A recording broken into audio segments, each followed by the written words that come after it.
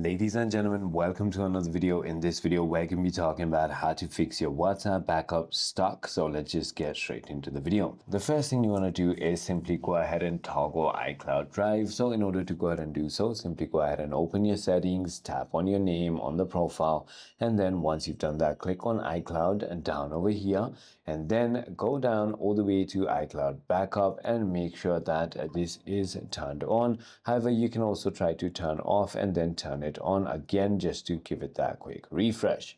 The other thing you want to simply go ahead and do is going to be force closing and reopening your WhatsApp application. If that still doesn't work, what you want to do is head into your settings and then scroll all the way down to general and scroll at the bottom to transfer or reset iPhone. Click on reset and reset network settings.